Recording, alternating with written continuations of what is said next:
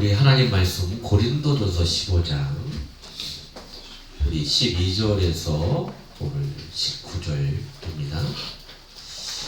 오늘 부활주일날 부활하신 예수 그리스도의 그 부활의 의미가 무엇인지 함께 나누는 시간을 가져보려고 합니다. 자, 12절부터 19절까지입니다. 제가 번역하겠습니다. 그리스도께서 죽은 자 가운데서 다시 살아나셨다 전파되었거늘 너희 중에서 어떤 사람들은 어찌하여 죽은 자 가운데서 부활이 없다 하느냐. 만일 죽은 자의 부활이 없으면 그리스도도 다시 살아나지 못하셨으리라. 그리스도께서 만일 다시 살아나지 못하셨으면 우리가 전파하는 것도 헛것이요 또 너희 믿음도 헛것이며 또 우리가 하나님의 거짓 증인으로 발견되리니 우리가 하나님이 그리스도를 다시 살리셨다고 증언하였습니다. 만일 죽은 자가 다시 살아나는 일이 없으면 하나님이 그리스도를 다시 살리지 아니하셨습니다. 만일 죽은 자가 다시 살아난 일이 없으면 그리스도도 다시 나신 일이 없었을 터이요 그리스도께서 다시 살아나신 일이 없으면 너희의 믿음도 헛되고 너희가 여전히 죄 가운데 있을 것이요 또한 그리스도 안에서 잠자는 자도 망하였으리라. 만일 그리스도 안에서 우리의 바라는 것이 다만 이 세상의 삶뿐이면 모든 사람 가운데 우리가 더욱 불쌍한 자이니라. 아멘. 성도 여러분, 절망이라는 단어의 의미를 아십니까? 제가 국어 사전을 찾아보니까 절망을 이렇게 표현하고 있어요. 바랄 것이 없게 되어 모든 희망을 끊어버린 상태. 이게 절망이래. 그러니까 절망이라는 것은 희망이 없는 것을 의미합니다. 인간에게 희망이 없다는 것은 인간 존재의 힘을 뺏는 것은 물건이고 목숨까지도 갉아먹는 살아갈 힘조차 없는 무서운 상태를 절망이라고 해요. 여러분, 실험용 쥐를 빛이 전혀 들지 않은 상자 안에 가두게 되면 3시간 안에 다 죽는다고 합니다. 그런데 똑같은 상자에다가 바늘 구멍을 이렇게 딱 내고 빛이 들어오게 하면은 그 실험쥐가 그 안에서 한 사흘 이상은 산다고 해요.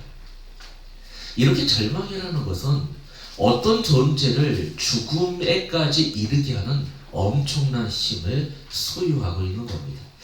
제가 고등학교 때 이 철학서적을 좀 많이 읽었어요. 그 중에서 기억나는 책 중에 하나가 키에로케고르라는 죽음에 이르는 병이라는 책이에요. 예. 그 당시 어렸을 때라 읽기가 조금 어려웠는데 그래도 꾸준하게 읽은 책 중에 하나예요. 근데 거기에 보면 말이에요. 죽음에 이르는 병의 결과는 뭐냐? 절망이라고 정의를 했어요. 절망. 자, 이렇게 절망은 우리를 우울하게 하고 외롭게 하고 고통스럽게 하고 죽음에 이르기까지 하며 심지어 여러분 하나님도 원망해요. 또 그분을 향한 불만의 독화살을 쏘게 할 수 있는 무서운 것이 바로 절망입니다. 그런데 정말 안타까운 것은 아담 안에서 이 세상에 태어나는 모든 인간이 다 그 절망 속에서 태어나서 절망 속에서 살다가 또 절망 속에서 죽는다는 것입니다. 근데 성경은 하나님의 백성들에게 희망이 있다고 말해요. 아니, 성도에게는 희망 정도가 아니라 바꿀 수 없는 확정된 희망, 그러니까 소망이라는 것이 있다고 가르치고 있습니다. 여러분, 소망하고 희망이라는 것은 다른 거예요. 희망이라는 것은 언제나 바뀔 수 있고 번복될 수 있어요. 또 안 될 수도 있지만 소망이라는 것은 뭐요? 절대로 바뀔 수 없고 번복될 수 없는 것을 뭐라고 해요? 소망이래요. 그래서 철로역정에 보면은 크리스찬이 누구와 함께 요단강을 건너니까 소망과 같이 간다는 거예요. 그러니까 성도는요, 천국문에 이를 때까지 끝까지 뭐요? 소망이라는 확신을 갖고 산다는 겁니다. 자, 그렇다면 왜 이 소망을 가진 성도가 작은 문제에 절망하며 하나님을 원망할까요? 그것은 성도라고 하는 사람들이 성도가 가져야 하는 소망의 정체에 대해서 너무 무지해요. 그리고 관심도 없어서 그렇습니다. 오늘은 바로 그 소망, 성도가 절망의 현실 속에서 그 현실을 밟고 일어설 수 있는 소망의 정체가 무엇인지 함께 은혜 나누는 시간을 가지려 합니다. 성경은 성도가 이 땅에서 소망을 갖고 있어야 할 것을 한마디로 이렇게 제시하는데, 오늘 본문 12절, 19절 같이 한번 볼까요? 자, 그리스도께서 죽은 자 가운데서 다시 살아나셨다 전파되었거든 너희 중에서 어떤 사람들은 어찌하여 죽은 자 가운데서 부활이 없다 하느냐. 자, 19절 보면 만약 그리스도 안에서 우리의 바라는 것이 다만 이 세상의 삶뿐이면 모든 사람 가운데 우리가 더 불쌍한 자니라. 자, 여러분, 이 말씀은 성도에게는 부활이라는 소망이 있다는 겁니다. 만약 이 세상의 삶이 끝이라면 성도가 이 땅에서 겪는 고난, 시험 등 이런 것들이 우리를 우울하게 하고 고통스럽게 하고 죽고 싶게 만들어야 맞아요. 그러나 성도는 이 땅의 삶과는 비교할 수 없는 영원한 삶이 존재하며 그 영원 속에서 살 수 있는 신령한 몸이 성도에게 새로 주어지게 된다는 부활신앙이 성도에게 있는 한 성도는요, 어둡고 암담한 이 땅의 현실 속에서도 좌절할 수도 없고요, 절망할 수도 없게 된다는 것입니다. 만일 이 세상의 현실이 모든 게 다 끝이 난다면, 그 무슨 말이에요? 지금 여러분의 삶이 죽으면 끝이라고 한다면, 지금 여러분이 있는 고난, 수고를 감수하는 성도야말로 이 세상에서 가장 불쌍한 사람이라고 바울은 이야기하고 있는 거예요. 이 세상이 끝인데 왜 참고 살아요? 이 세상이 끝인데 왜 우리가 당해줘야 됩니까? 이 세상이 끝인데 왜 용서해줘요? 어떻게 해서라도 다른 사람들처럼 내 것을 찾아 먹어야 하는 것이 맞지 않나요? 성도 여러분은 정말 부활을 믿으십니까? 부활의 몸으로 살아나 영원을 살게 되는 새하늘과 새 땅의 그 존재를 정말 여러분 믿으세요?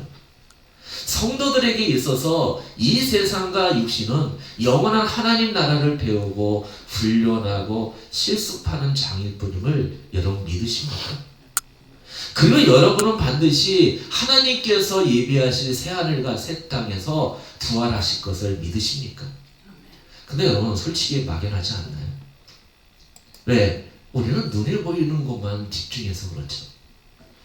여러분, 오늘 설교를 통해서 부활의 소망을 확고하게 붙들고 돌아가셔야 될 줄 믿습니다.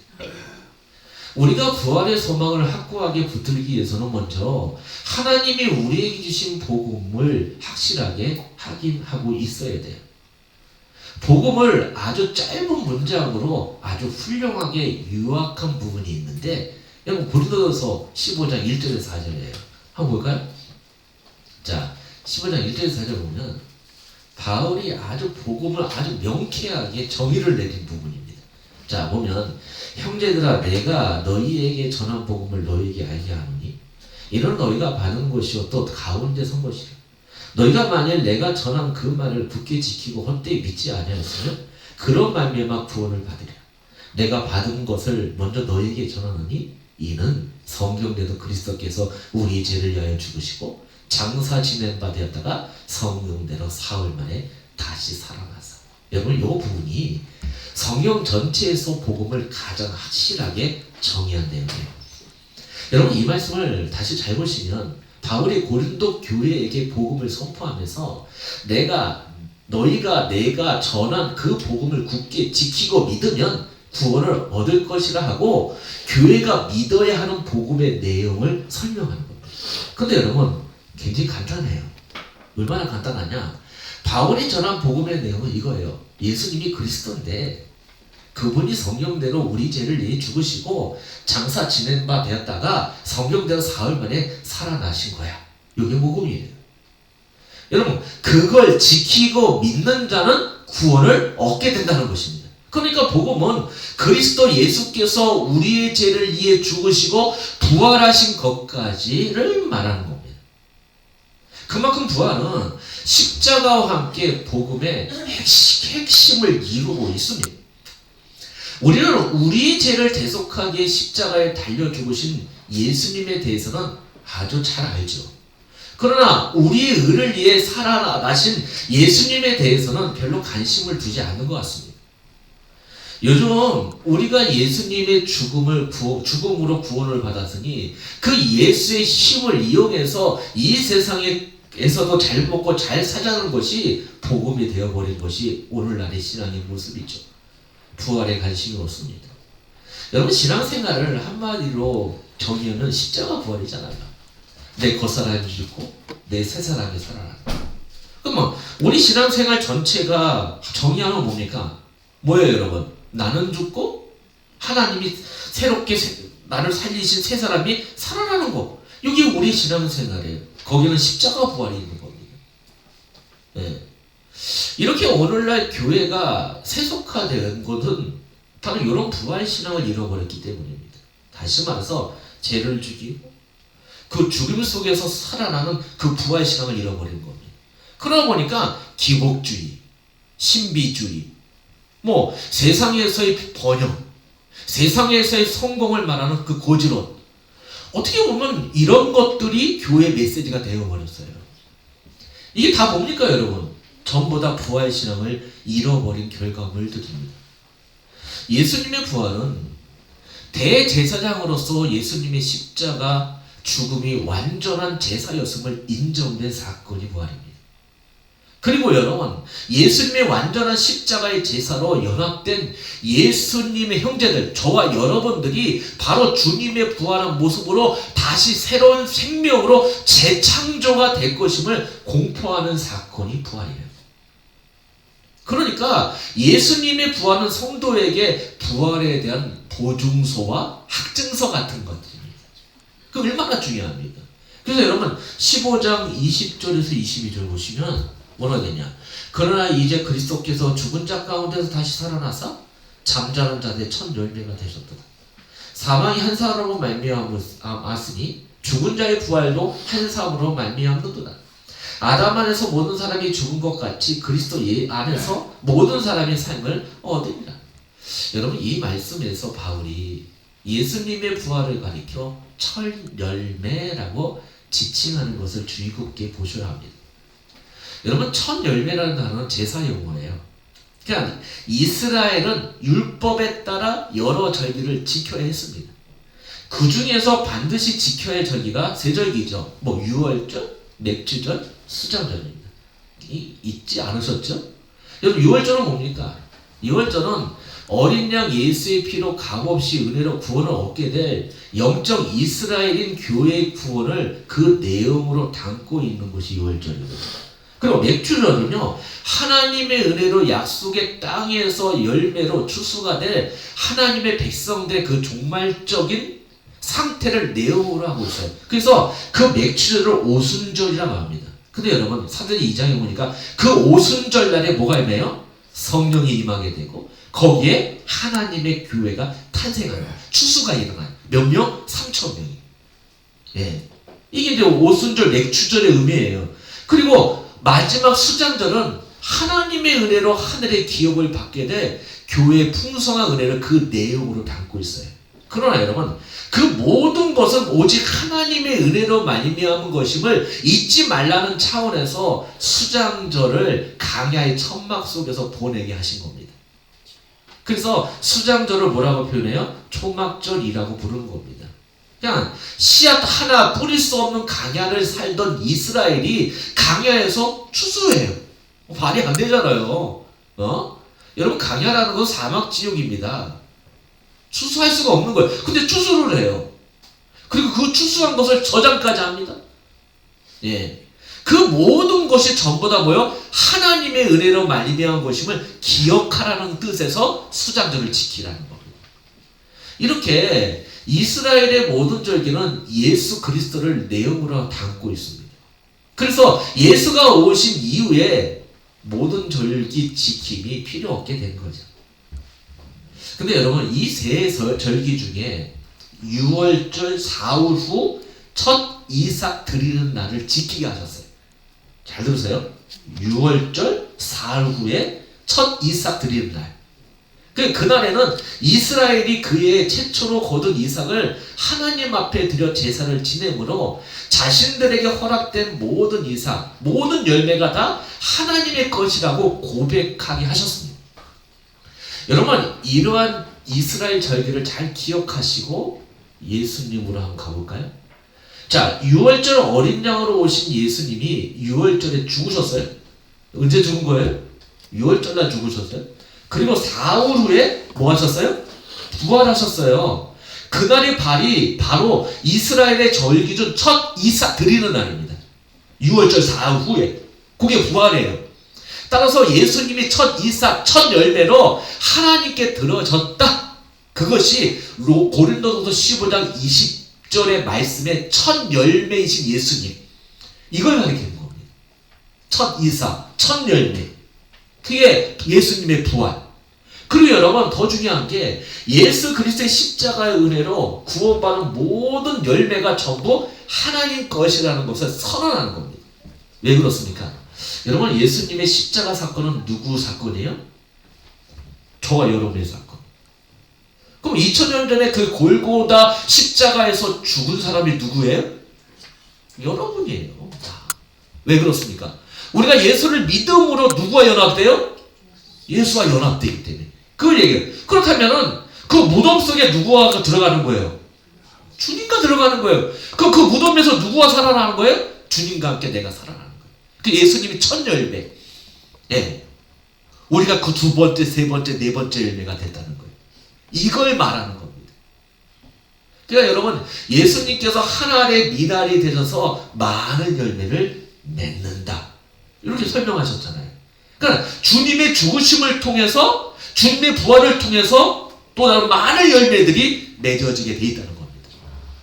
그러니까 그 많은 열매를 대표해서 예수님이 첫 이삭 드리는 날 첫 열매로 하나님께 드려진 겁니다. 그걸 뭐라 그래요? 부활이라고 하는 겁니다.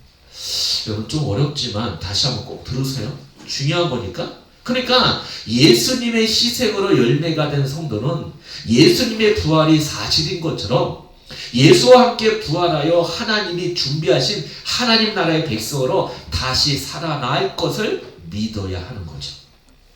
예. 성도는 바로 그 부활을 소망으로 삼고 오늘도 살아가는 겁니다. 그러니까 성도 여러분, 부활을 믿지 않는 사람은 구약을 비롯한 성경 전체를 거부하는 것입니다. 그러한 사람이야말로 난 예수 믿어, 난 교회 다녀서, 그런 사람은 그 안에 영생을 소유하지 않는 사람의 가능성이 높다는 겁니다. 여러분, 요한복음 한번 볼까요? 요한복음 11장. 요한복음 11장입니다. 25절, 26절. 요한복음 11장 25절, 26절. 자, 여기 보시면 예수께서 이르시되 나는 부활이요 생명이니 나를 믿는 자는 죽어도 살겠고 무릇 살아서 나를 믿는 자는 영원히 죽지 아니하느니 이것을 내가 믿노라. 여러분, 이 말씀은 예수님께서 당신 자신을 가리켜 뭐라고 표현합니까? 부활이요 생명이라 이렇게 말씀하십니다. 부활과 영생을 뭐요? 같은 것으로 말씀해요. 부활과 영생을 같은 것으로 말씀하고 있어요. 그러니까 부활의 삶이 바로 영생이라는 겁니다. 그러니까 영생, 즉 하늘의 복을 누리는 삶을 부활 이후의 삶을 말하고 있는 겁니다.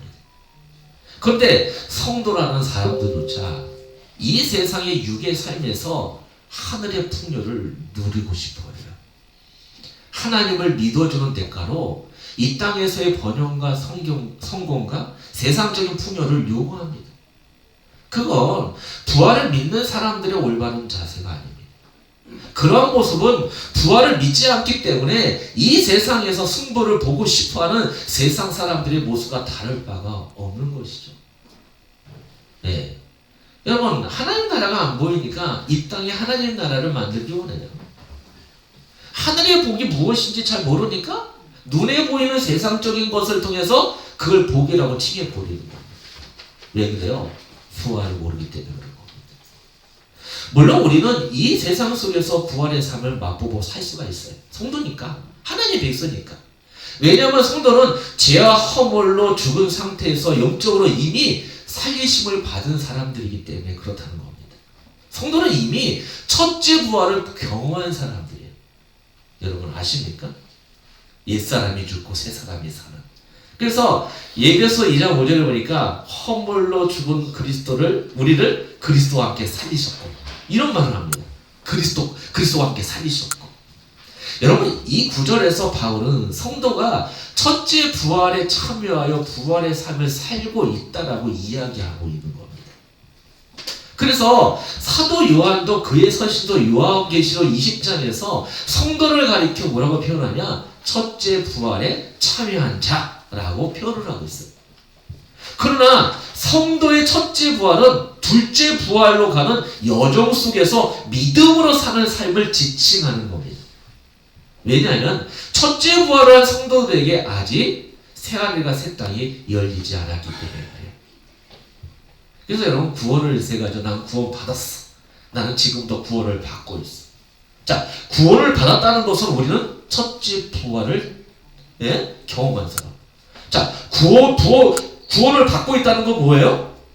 그 첫째 부활의 믿음의 삶을 살아간다는 얘기예요. 그리고 나는 구원을 받을 것이야. 그게 뭐예요? 둘째 부활을 소망하고 있다. 그걸 얘기하는 겁니다. 성도는 예수 그리스도의 은혜로 이 세상 속에서 첫째 부활을 삶을 사는 것입니다. 그리고 반드시 둘째 부활로 들어가게 됩니다.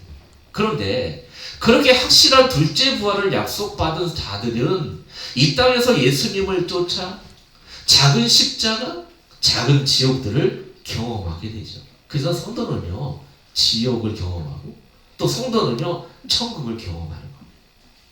성도는 그러나 그러한 자기 십자가와 자기 작은 지옥들을 경험하면서 하나님의 은혜의 필요성을 배우게 되는 것입니다. 아울러 하나님께서 선물로 주신 믿음이라는 것을 발휘하게 돼요. 그래서 둘째 부활을 하신 속에서 기다리며 살게 된다는 겁니다. 이게 성도의 삶이라는 거죠. 여러분, 그 삶을 한마디로 뭐라고 표현하냐? 하나님께 영광 돌리는 삶. 이해되십니까? 따라서 성도가 이 땅에서 첫째 부활에 참여한 자로서 누릴 수 있는 복은 믿음 속에서 누려야 하는 영적 복이어야 되지, 예수 믿고 부자 되고, 예수 믿으면 병 안 걸리고, 예수 믿으면 큰 명예를 얻어 세상의 자랑거리가 되는 그런 것이 아니에요. 그저께 어느 목사님하고, 우리 교단 노예 목사님인데, 그 목사님이 너무 아파가지고, 젊어요. 저보다 나이 어린데, 지금 노예 회계나 저한테 부탁을 하는 거예요. 이번에 노예 참석하면은 이것 좀 해주세요라고. 병원에 입원했다고. 목소리가 안 좋고요. 근데 갑자기 어제 문자가 확 날아오는 거예요. 병명을 알 수 없는 중환자실에 입원한 거예요. 혈압이 떨어지고, 백혈별 수치가 많이 올라가고, 병원에서 모르겠다. 지금 중환자실에 있어요. 그래서 지금 막 기도하고 있어요, 저희들이. 여러분 보세요. 아니, 목사인데, 목회 참 열심히 하고, 참 신실한 분인데, 왜 이런 일이 당해요? 특히 부활주일날. 이런 거예요. 근데 여러분, 그게 저주입니까? 그게 문제입니까? 사람들은 그걸 그렇게 생각하고, 그렇게 판단합니다. 우리는 첫째 부활에 참여한 자로서 복음을 이 믿음 속에 이 세상의 현실 속에서 믿음으로 누려야 될 사람이고, 그 믿음으로 하늘의 복을 확인할 사람들이지, 일어나는 세상적인 문제를 갖고 이렇다 저렇다 할 사람들이 아니라는 겁니다. 우리는 첫째 부활에 참여한 사람들로서 이 땅에서 영생을 사람들이기 때문에 십자가도 경험하고 지옥도 경험하고, 그리고 하나님 나라를 경험하면서 그 진짜 있어야 될 하나님 나라를 소망하며 이 삶을 이겨내는 삶을 살아야 하는 사람들이라는 거죠. 여러분, 이 삶을 이겨내게 만드시는 하나님의 능력을 여러분 체험하시고 확인하시는 여러분들에게 축원드리겠습니다. 여러분, 고린도전서 15장 42절에 45절 한번 이것도 볼까요? 자, 여기 보면 죽은 자의 부활도 그와 같으니 썩을 것으로 심고 썩지 아니할 것으로 다시 살아나며 욕된 것으로 심고 영광스러운 것으로 다시 살아나며 약한 것으로 신고 강한 것으로 다시 살아나니 육의 몸으로 신고 신령한 몸으로 다시 살아나나니 육의 몸이 있은 즉 또 영의 몸도 있느니 기록된 바 첫사람 아담은 생명이 되었다는 것 같이 마지막 아담은 살려주는 영이 되었나니. 자, 45절 중요하죠. 첫사람 아담을 뭐라고 표현해요? 산령, 생명. 그리고 마지막 아담을 뭐라고 표현합니까? 살려주는 영하고 그러죠. 자, 여기서 생명과 살려주는 영이 대조가 되어 있습니다. 그러니까 생명, 뭐 전에 성경은 산령이라고 표현하죠. 산령은 살려주는 영의 대처점에 있는 것으로 누군가에 의해 살림을 받기 전에는 절대로 존재할 수 없는 나약하고 보잘것없는 존재라는 거예요. 그게 아담이에요. 그렇게 첫사람 아담은 하나님의 은혜로 그저 살아있는 상태였다면 부활하신 둘째 아담 예수님은 그냥 뭐예요? 살려주는 영이시라는 겁니다. 그런데 그 예수님이 십자가에서 죽으시고 첫 열매로 부활하셨기 때문에 주를 믿는 우리도 첫 열매인 예수님처럼 이제는 나 자신을 위해서 사는 것이 아니라 나를 부인하고 하나님과 이웃을 사랑하는 삶을 사는 자로 지어져 가야 한다는 겁니다. 그게 바로 살려주는 영의 삶이라는 거죠. 네. 따라서 우리는 이 육신의 삶 속에서 썩을 거, 자, 욕된 거, 약한 것으로 이런 붙여진 육신을 부인하고 썩지 아니할 거, 영광스러운 거, 강인한 것인 영의 삶을 추구하며 살도록 이끌림을 받게 된다는 겁니다. 이게 첫째 부활을 참여한 자들의 삶이라는 거죠. 여러분, 이 말씀을 다시 잘 보시면 바울이 육을 부인하는 삶을 가리켜 육으로 심는 삶이라고 정의를 하고 있어요. 그렇게 자신을 씨앗으로 땅에 심는 삶, 하나님의 미달이 되어 죽으신 예수님의 십자가의 삶을 말하며 예수님께서 겪으신 지옥의 삶을 말하는 것입니다. 그래서 성도는 이 땅에서 씨앗으로 신기 우는 삶, 죽는 삶을 살게 되는 겁니다. 완전한 부활을 위해 이 땅에서 철저하게 옛사람을 땅에 지옥에 심어 버려야 한다는 거죠. 왜냐? 죽음이 없으면 부활이 없기 때문에. 완전히 죽지 않는 상태에서 살아나는 것은 회복이라 하지 부활이라 하지 않습니다. 그래서 성도는 이 땅에서 세상에 대해서 완전히 죽어야 합니다. 그래서 여러분, 바울이 뭐라고 표현합니까? 나는 날마다 뭐한다? 죽음을. 여러분, 이 죽음은 좋은 죽음이에요. 은혜의 죽음이에요. 축복의 죽음이 되는 겁니다. 지금 여러분의 경험하는 모든 일상은 여러분이 땅에 심겨진 씨앗이 되어 세상에 되어 죽는 과정입니다. 이게 성도예요. 이게 신앙생활이에요. 세상에 대해서 죽어야 되는 거죠. 그래서 힘이 드는 거죠, 신앙생활이. 안 그렇습니까, 여러분? 난 죽기 싫었대, 죽어야 된대. 하하, 여러분. 이런 얘기하는 거예요. 자, 36절 볼까요? 고린도서 36절, 15절. 어리석은 자여, 내가 뿌리는 씨가 죽지 않으면 살아나지 못하겠고, 네, 죽지 않으면 살아나지 못한다죠. 우리가 부활의 몸을 잊기 위해서는 이 땅에서 씨앗으로 심겨 죽어야 한다는 겁니다.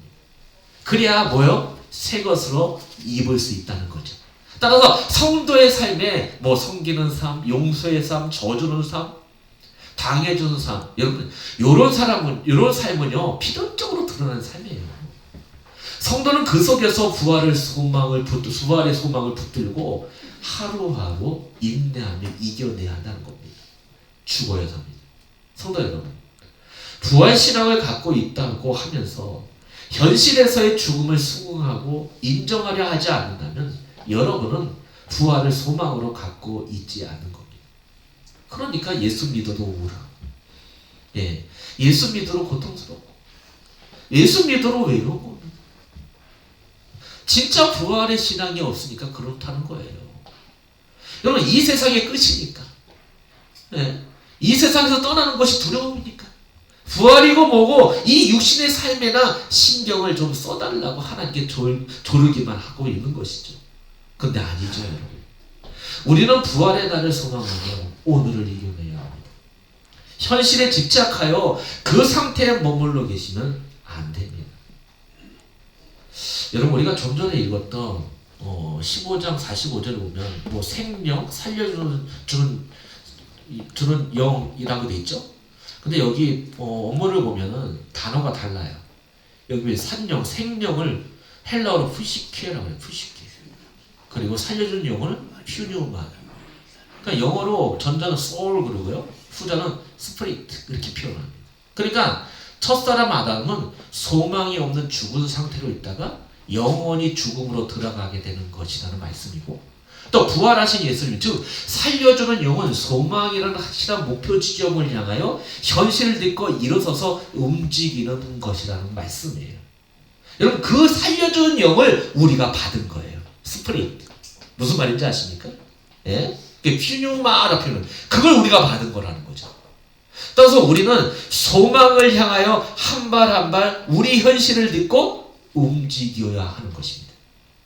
아울러 성도는 우리는 살려주는 영이 되었기에 아직도 복음을 듣지 못한 이들에게 뭐 해야 돼요? 살려주는 복음을 증거해야 될 사명이 있다는 거 잊지 않는 여러분들이 바랍니다. 그래서 여러분의 가족을 위해서 기도하셔야 돼요. 눈물 흘려 자녀를 위해서 기도하셔야 돼요. 왜? 내 안에 살려주는 영이 있는데 이것을 통해서 어떻게요? 살려줘야 되니까. 이 은혜를 누리시기 바랍니다. 여러분, 아까 우리가 읽었던 시편 130편 같이 읽었던, 고백했던, 거기에 보니까 파수꾼 얘기는, 파수꾼 누굽니까? 저 여러분이요. 근데 그 파수꾼이 무너지면 어떻게 돼요? 그 성이 적의 침략을 당하는 거예요. 여러분은 기도의 파수꾼, 가정에. 여러분 영적인 파수꾼이에요. 여러분의 가정에. 그러니까 여러분 정신 차려지고 영적인 잠에서 깨어서 하나님께 기도하시는 여러분들이 바랍니다. 자, 결론적으로 다시 말씀드립니다. 이미 영적으로 우리는 부활했고 두 번째 부활을 소망하고 있습니다. 그렇기 때문에 이제는 현실의 문제 때문에 실망하거나 절망할 이유가 없다는 겁니다. 그래서 성도는 이 세상에서 자꾸만 눈을 떼셔야 돼요. 세상에 대해서 죽어야 된다는 겁니다.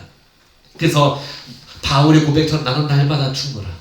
여러분, 이런 고백처럼 여러분도 세상에 대해서 죽으시기 바랍니다. 그리고 우리는 생명이 아니라 살려주는 영으로서 믿음으로 우리의 현실을 이겨내며 소망을 향해 나가야 하는 겁니다. 이걸 부활신앙이라 해요. 여러분 잊지 마시고 부활신앙 갖고 하루하루 승리하시는 여러분 되길 축원드리겠습니다. 기도드리십시다. 하나님 은혜 감사합니다. 부활을 소망하게 하시고 이 소망 갖고 하루하루 이겨내며 살아갈 수 있도록 믿음을 주시니 감사합니다. 하나님 아버지, 이 세상에 대하여 죽는 삶이 회복되게 하시고 하나님께서 예비한 하늘의 것, 하늘의 복을 소망하며 하루하루 승리하며 살아갈 수 있도록 주께서 우리를 붙잡아 주시옵소서.